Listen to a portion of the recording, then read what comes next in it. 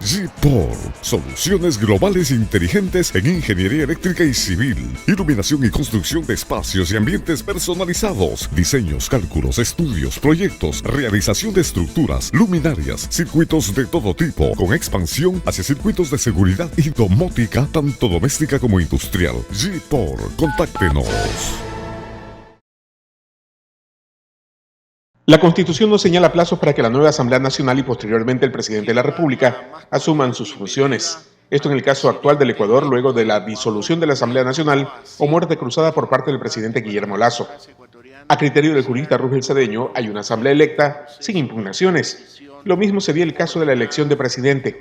No habría razón entonces para extender más de lo necesario el mandato de Lasso, afirma. Si no hay cuestionamientos sobre los resultados, si no hay impugnaciones sobre los resultados, que todos hemos asimilado que ya tenemos una asamblea, ya el periódico saca quiénes son los asambleístas, quién es el presidente electo, ¿por qué tenemos que esperar hasta el 15 de diciembre?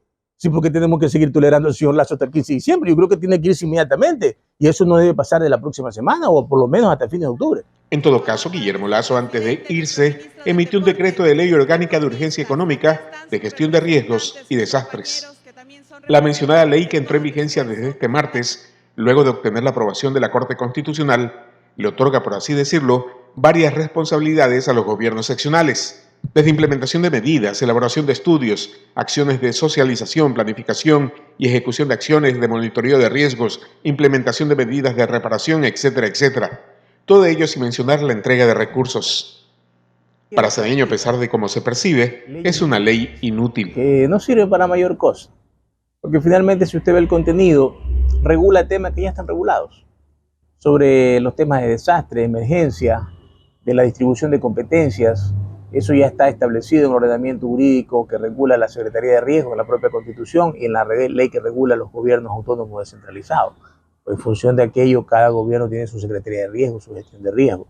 Entonces, esto es como para poder evidenciar ante el país de que algo se hizo en un periodo en el cual, no teniendo asamblea, el gobierno no demostró ser un gobierno eficiente, porque una de las razones para justificar su ineficiencia era que la asamblea no lo dejaba gobernar.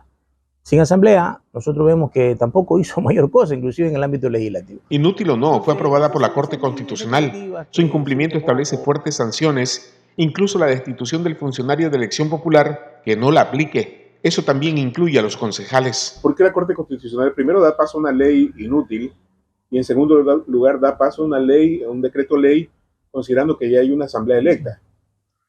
Bueno, en el tiempo en que se emitió el dictamen todavía no estaba electa, pero ya había un proceso electoral en marcha. Yo creo que la Corte debió ratificar su criterio en el sentido de que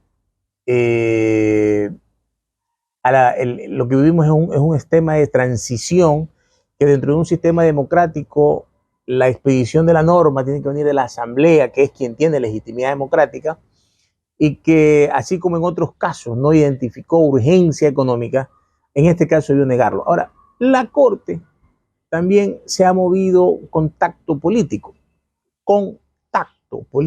¿no?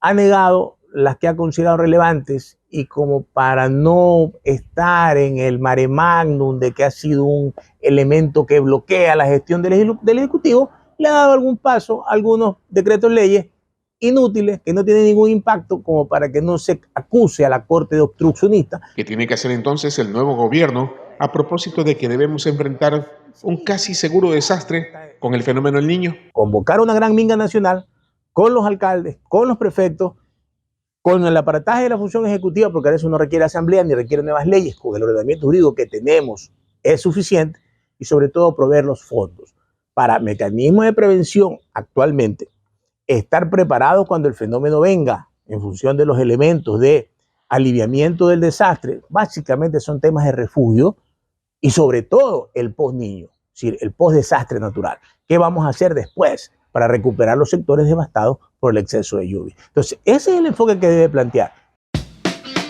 Tú la sueñas y nosotros diseñamos tu casa ideal. El hogar perfecto que tu familia se merece. Lo hacemos realidad. Urbana Construcciones cuenta con expertos diseñadores de espacios, ingenieros, arquitectos y demás profesionales que lograrán de tu nueva casa la mejor inversión de tu vida. Llámanos al 096-767-1850 o búscanos en www.urbanacons.com.